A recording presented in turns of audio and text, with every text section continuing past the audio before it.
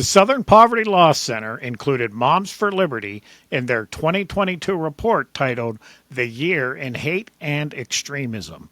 In Allegheny County, Pennsylvania, Shaler Area School District, School Board President April Kwiatkowski and School Director Elizabeth Dunn weighed in on social media. Joy Mann from Moms for Liberty Allegheny County is with me today to respond to these events. Joy is the Vice Chapter Chair of Moms for Liberty Allegheny County. One of the claims is Moms for Liberty is anti-government. Moms for Liberty is a group of, moms, dads, grandparents, aunts, uncles, people who have seen public education and what their children are lacking. They have seen as COVID came along and where education was just failing their children. And they kind of woke up and said, hey, what's going on here? Across the country, math scores are abysmal. Reading scores, children cannot read on grade level. And parents decided that that was not going to work for them. And when they stood up and said, what is going on? And were told, no, this is none of your business. Sit down and shut up. We'll take care of this. They pushed back. And that's kind of where Moms for Liberty came about and said, we need a seat at the table here. These are our children. We want them to have an education. We want them to gain from this education and be responsible adults to go out into the world and know more. This is what we should get from our public education. So it's not anti-government. It is pro-education. It is pro-learning. It is taking part in our children's lives and education. To me, it reeks of politics. It doesn't seem like they're an objective organization, because after Black Lives Matter, there was a coordinated effort, and this is discussed constantly at Shaler by the school board and the superintendent, about a bunch of parents who put a letter together. These letters went out to all the school district demanding better focus on diversity, equity, and inclusion, claiming there was all these injustices. That was a political operation of people trying to influence the schools. So if what Moms for Liberty is doing is anti-government, wouldn't that also have been anti-government? Oh, absolutely. Moms for Liberty, it's not anti-anything. It's not anti-inclusion. It's not anti-LGBTQ. I mean, they're really pushing this narrative of all of this. They really want to push a narrative of white, Christian, nationalist, this horrible, we just want to be in this box of we hate everybody but people who are like us. And that's absolutely just not true. I mean, we have members from all walks of life. We have LGBTQ chapter chairs. We have, Black members that are leaders in our membership. We have people from everywhere in all backgrounds and all ethnicities. We have members who have LGBTQ children. I mean, it is very politically motivated. People are people, right? There shouldn't be politics behind this. There shouldn't be this drive behind any of this. And that's what Southern Poverty Law Center has absolutely made this with this label. They use the anti-LGBT hate group label because of some of the Moms for Liberty positions on how they promote transgenderism, pride flags in classrooms, drag shows at some schools, that sort of thing, and books in libraries. So what is, how do you separate those? Can you explain, if you're not anti-LGBT, then what are you relative to this issue? The issue with LGBTQ is that they've made it into a political issue, into a social justice issue, right?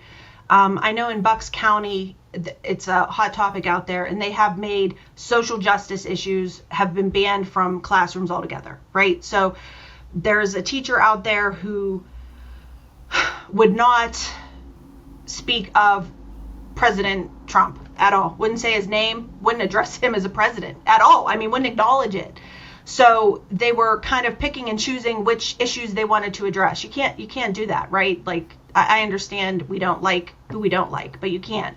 What they did was take out any social justice. So we're not going to have any kind of religious flags, which is, fine, right? That's the way that the laws are written, but we're also not going to have social justice flags in the classrooms. We're going to take that out so that we don't have these issues.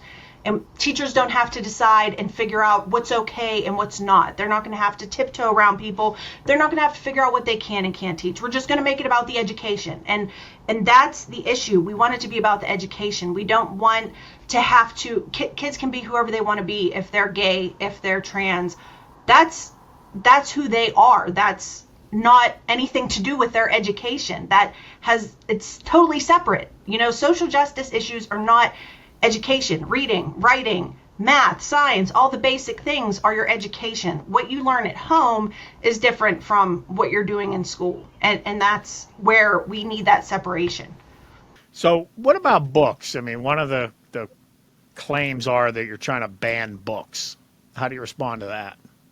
It's about age appropriate books. Some of these books are things that I'm 42 years old. I'm married. I have 2 children that I read to my husband some of the things in these books, and they make me blush. I mean, they're things that are offensive, and they're in middle school libraries. They're things that if my son came home and read to me, I would just be appalled. And I have a very open relationship with my kids. I talk about everything with my kids, It's things that are just age appropriate. And people have said, well, then you should just be able to opt out you should opt your child out. You shouldn't tell my child what they can and can't read. It should be about that. And I thought about that. I considered that for a minute. But the problem is that I cannot be in the middle school library and someone can't follow my child around the library all day. So that doesn't work. That's not an option that works. And the librarian doesn't know what's in every book in every library. It's just too much for anyone to watch. If you want to send your child to a public library after school, let them read whatever they want. Get your kid a subscription to Pornhub if that's what you want to do. That's none of my business. It's not my place to tell you what you think your child should read. Not in the public school library where everybody's tax dollars are funding.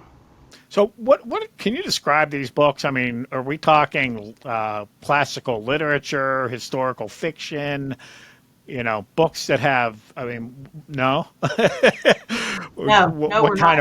Can you describe for people that maybe haven't seen what you've seen? Can you describe the books that you guys? The one that's a big, the big catch one that I'm not sure how many schools it's in. I know it was in a lot of high school libraries. I don't know about around here. I haven't found it in too many here. Is Genderqueer. It is a graphic novel. It is very graphic. It details oral sex between 2 men. It details with pictures.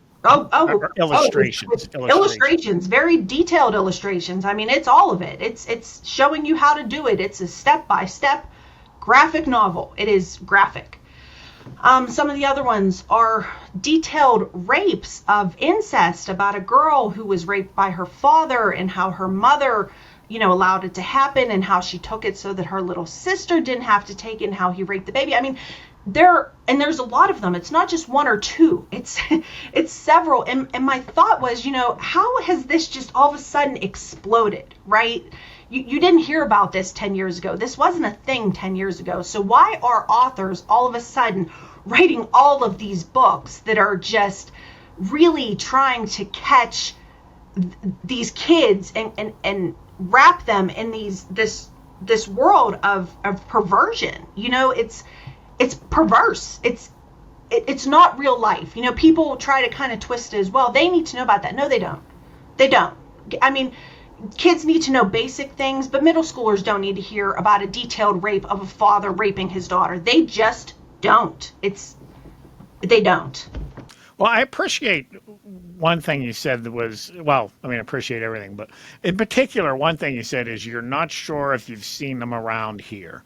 So we do see these real extreme things happen around the country, and sometimes we have to be careful. Are those isolated incidents, as extreme as they are and as bad as they are? You can't necessarily project those everywhere and assume that every school's doing this. So, yeah, I think you have to take it on a case-by-case basis. And to me, that's why it's more important for parents and school board and, the administrators to have conversations and treat each other fairly and not go all political on it. Absolutely. And I've had parents reach out to me. A lot of, I can access my children's libraries online, right? So I can go into their library system, type in a keyword. If I want to type in Nazi Germany, I can type it in and search every book that's available in their library. Parents can do that. I've had parents reach out to me. I've been able to give them detailed instruction on how to do that. I encourage parents to do that. There's no reason to just, oh, well, I saw it on the news, so this must be available, and I'm just going to lose my mind. Let's all relax. Let's all calm down. Everybody just settle down. You have access to that. You can do that. You have, the right to know what your child is reading. You have the right to know what your child has access to. Go find it. And then, if it warrants more research, if it warrants more questions, I suggest people do that. But certainly, check it out before you lose your mind. This is from April Kwiatkowski. She's the president of the Shaler Area School Board. On Facebook, she goes by April Wiz. In quotes, she sort of cites the article just anti-government, and then included in reports on hate and extremism. So, she's pretty much advancing the argument that you're anti-government and hate and extremism, which we've already discussed. But then her own editorial, it says, "Wake up, friends," in all caps. "These groups are here in our backyards. They are a danger to our districts and public education as a whole." There's one comment to the post, and the comment is by Elizabeth Dunn, who's also on the Shaler Area School Board. And Elizabeth Dunn says, "This is an unfortunate truth. They're here and a threat to the liberty of all students, which is our unalienable right under the Constitution. Bigotry under the guise of patriotism. I'd rather be woke than asleep." And then April replied to her, "Well said." So, I mean, these are sitting school board members. I presumably, I'm almost certain they both ran as Democrats and Republicans on both tickets. So they represent a region, supposedly all the people in that region, not just, Democrats. But to me, these are just political statements. And, as a taxpayer, that doesn't make me happy. Yeah, I agree. I think it's unfortunate that anything, especially education, is being politicized. I mean, in this day and age, I think it's alarming. And I think people should be, upset that education is being politicized in any manner. These are our kids. They deserve to get an education. They deserve to go to school and not worry about any of these things other than going to school and reading and writing and not having to worry about what flag and what are they going to say to offend somebody and who's going in what bathroom today. And these are things that should just be left out of school. These are things that parents should be handling at home. I understand that there are extenuating circumstances for students who don't have that at home, and that's tragic and unfortunate, and there are resources at school for that, right? There are counselors, there are outreach programs, there are teachers for that. But I don't think that our teachers are equipped to handle so many of these things that they're laying on these teachers other than teaching, right? Just they're there to teach. That's their job. That's what they want to do. They want to teach. They don't want to run a social justice program. They want to teach what they went to school for and what they love to do and make these children go out into the world and be productive adults. That's what we should all want for our kids. We shouldn't want to divide them. We shouldn't want them to have to choose sides in a political game. It shouldn't be that. It should be go to school, learn, go out into the world, get a job. That's how it always was. The Scopes trial issue was religion or people imposing their morals on science education. So then the movement was towards secularizing everything in school. We're just going to stick to the facts. We're just going to stick to the topics. We're not going to get into anything religious or moral. But now it feels like what we're seeing is parents have become aware of things that are being taught in schools, and they say, well, wait a minute, this is political. This is morality. And worldview stuff that we don't want our kids being taught. We may not agree with everything you're teaching them. You're about sexuality and, parents just want to have a say in that. I mean, Right. is that fair? Yes. Yes. I mean, And they're without being my called children. bigots and Yes. anti-government. Exactly. I have two kids. And I teach my kids at home. I teach them right from wrong. I teach them to love everybody. I teach them all of these things. And even when my kids were little, I felt that my job with school was a partnership. I never ever, before Moms for Liberty, before any of this, I mean, my kids are in high school now. Before Moms for Liberty, anything that happened, I felt that it was a partnership with school, right? Like when they went to school, they learned. When they came home, it was my job to extend that learning. I didn't drop it all on school. It wasn't all on school to teach them. My job was to teach them at home too, right? I didn't, it was not this divide.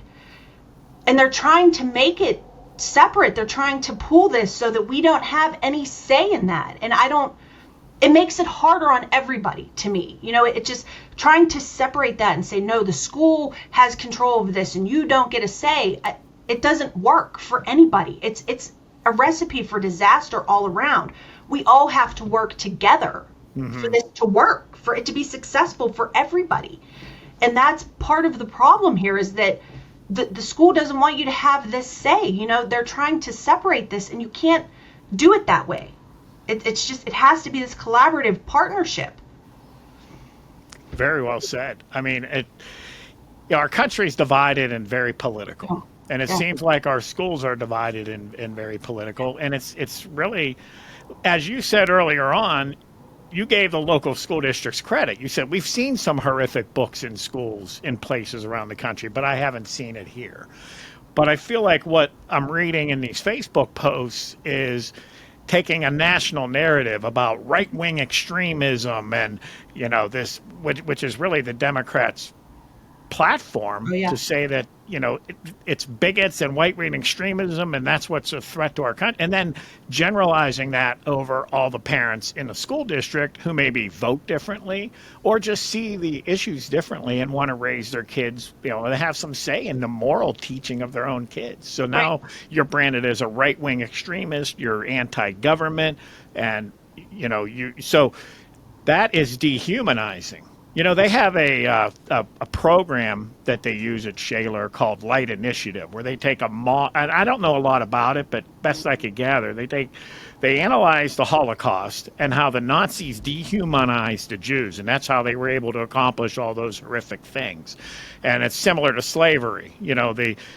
Once challenged on the morality of slavery, it ended up, the counter argument was dehumanizing those people. Well, that's what I see happening here. You can't have a rational argument. You don't have a valid opinion because you are less than the people that we're trying to help. You are a bigot. You are anti this. You are a threat to democracy. You are all this. That's dehumanizing. This goes against everything that they believe in or they claim to believe in. Mm-hmm. So that's Sherry was supposed to be here for this segment, and we were just going to ask questions and then editorialize after, but she had to postpone. So once this video is all brought together, she'll be in it. But so I ended up doing some editorializing. I'm telling you, it's just so much of it is so scary. The way that it's falling apart. I mean, I've never, and like I said, I worked at the polls. I work the polls every year in my borough. So many of us are so much closer to the middle than we think. So many people are so much closer. I mean, I've talked to Democrats, I've talked to Republicans, I've talked to people all across, and so many people are closer to the middle than they think. And you get these screaming right and screaming left who are very loud on the extreme, and no one can hear anything else. And that's the problem, is you get these people saying, you're horrible. No, you're horrible. And everyone in the middle is just getting lost. And that's the problem. I'm in the middle, Bob. I'm not an extremist. I don't want to hurt anybody's child. I don't want anyone's kid to kill themselves because they're any sort of way. I've been arguing with people on Facebook. I'm like, how can you say this about me? You don't know me. Like, I'm a pretty okay person. Like, I'm not bad. I really am not. Trust me. Talk to me once in a while. Go meet a person. And they take this narrative because one crazy person, and they are. I'll tell you straight out, there are certain people out there who are nuts. They truly are, and they run with it. These people are nuts. I wanted to be clear when we post this. I mentioned April Kwiatkowski and Elizabeth Dunn specifically. So if they'd like to come on and have a conversation with me and maybe respond to some of the things I said or just say something their own, I offer them that. So they can contact me on Facebook or through our email. So thank you so much for your time, Joy. I really hope you brought some clarity to the issue, maybe bridge some of that gap and break down some of these barriers.